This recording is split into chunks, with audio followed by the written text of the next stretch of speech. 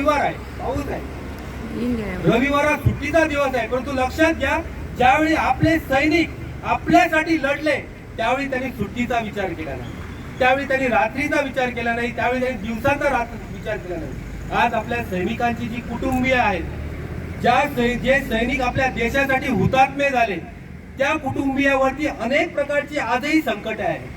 आजही सैनिकांना ज्या सुविधा खऱ्या अर्थाने मिळायला पाहिजेत त्या अनेक ठिकाणी मिळत नाही आहेत। सरकारने मध्ये एक योजना काढली होती, जे रिटायर्ड सैनिक झालेले आहेत त्यांना कुठेतरी ते सरकारच्या नोकर भरतीमध्ये सामावून घेतील अशी एक सरकारने मध्यंतरी योजना काढली होती। माझी सरकारकडे मागणी आहे की ही योजना सुटसुटीत करा, कारण अशी योजना आहे की 15 वर्षे सैनिक सीमेवरती लढतो आणि नंतर तो गावी येतो, पण गावी आल्यानंतर देखील तो सैनिक हा कधी माजी सैनिक नसतो, तो लढून आलेला असतो, तो उभा कायम असला पाहिजे, कारण तो आपल्याला महत्वाचा आहे। म्हणून सैनिकांचं सीमावर्ती रक्षण व्हायलाच पाहिजे, परंतु सैनिकाचं जे घर आहे, सैनिकाच्या बाकीच्या ज्या गोष्टी आहेत त्याचं देखील रक्षण होणं तेवढंच गरजेचं आहे। आणि त्यासाठी आपल्या सैनिकांसाठी जे आपले माजी सगळे सैनिक आहेत त्या सैनिकांसाठी लागणाऱ्या योजना असतील, त्या सैनिकांसाठी लागणाऱ्या गोष्टी असतील, त्या सरकारने आज करणं खूप गरजेचं आहे आणि आवश्यकता आहे। एक लक्षात घ्या, आपला देश हा युवांचा देश आहे, 65% जनता युवा आहे या देशामध्ये। आज देशाचा युवा विचार पुढे सरत आहे, ही खूप चांगली गोष्ट आहे राष्ट्राच्या दृष्टीने। आज आपण एकमेकाला ऐकले पाहिजे, त्याचे विचार काय आहेत, माझे विचार काय आहेत, एकमेकाला आपण समजून घेतले पाहिजेत। विचार वेगवेगळे असतील, विचार वेगवेगळे आहेत म्हणजे आपण दुश्मन नाही आहोत, आपण या देशाचे नागरिक आहोत। प्रत्येक व्यक्तीला या घटनेने स्वातंत्र्य दिलेले आहे, एक आपण लक्षात घेतले पाहिजे। भारताच्या घटनेपेक्षा मोठं आपल्याला काही नाहीये। आपण या घटनेसमोर सगळेजण झुकतो। We the people of India having solemnly resolved to constitute India into social republic country, आम्ही ती प्लेज घेतो। का घेतो? ही या त्या राष्ट्रासाठी प्लेज घेतो। आपल्यासाठी सगळ्यात महत्वाचं काय आहे? आपल्यासाठी सगळ्यात महत्वाचं राष्ट्र आहे। राष्ट्रभक्ती म्हणजे केवळ लढणं नव्हे, राष्ट्रभक्ती म्हणजे केवळ भाषण करणं नव्हे। छोट्या छोट्या गोष्टीमधून तुम्ही तुमची राष्ट्रभक्ती प्रकाशित करू शकता। छोट्या छोट्या गोष्टीमधून तुमच्यामध्ये चांगले विचार असतील, चांगले विचार लिहा, तुमच्यामध्ये चांगला सल्ला देण्याची कुवत असेल, लोकांना चांगले सल्ले द्या। हे या चांगल्या चांगल्या गोष्टींचं जे प्रगटीकरण आहे हे या युवा मनामधून व्हायला पाहिजे, ते होणं गरजेचं आहे। आपले विचार मनातून जेवढे चांगले असतील तेवढे आपण चांगले बनू, हा विचार आज या ठिकाणी आपण नेऊया। आणि हा आपला जो भारत आहे सुजलाम आणि सुफलाम आहे, परंतु तो परम वैभवापर्यंत जाणे हे आपलं सगळ्यांचं ध्येय आहे। हे आपण ध्येय लक्षात समोर ठेवूया आणि त्या दृष्टीने आपण कार्य करूया। जय हिंद, जय भारत, वंदे मातरम।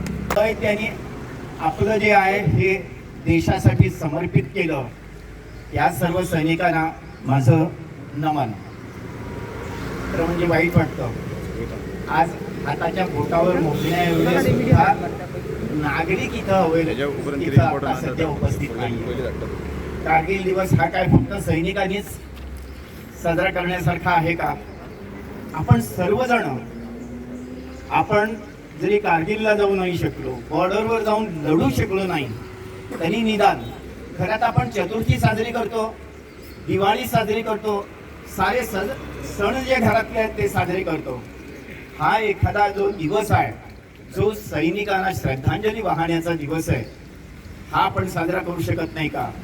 तर तो जरूर सर्व सैनिकांनी यावा। त्याचबरोबर आपण ही श्रद्धांजली वाहतो, गेल्यानंतर आपण यांना श्रद्धांजली वाहतो, म्हणजे आई बाबा गेल्यानंतर त्यांना श्राद्ध वाढण्यासारखं आहे, हे महत्वाचं आहेच।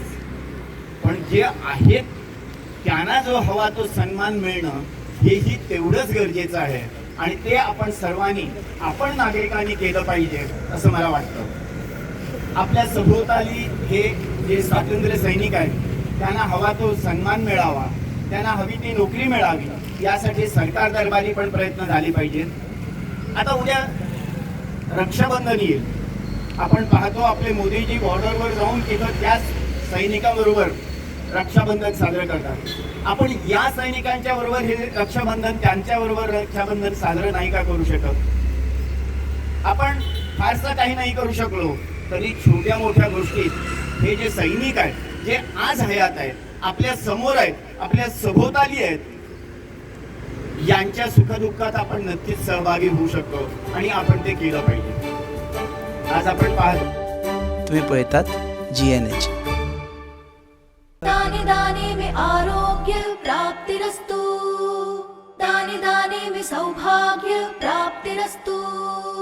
अमृत जैसा इसका स्वाद, ये है पौष्टिकता का प्रसाद. कण कण में पंचामृता, रग रग में पंचामृता, तन मन में पंचामृता, देश भर में पंचामृता, घर घर में पंचामृता प्राप्तिरस्तु. शुद्ध भी, स्वाद भी, सेहत भी. पंचामृता खाओ, हेल्थी जियो.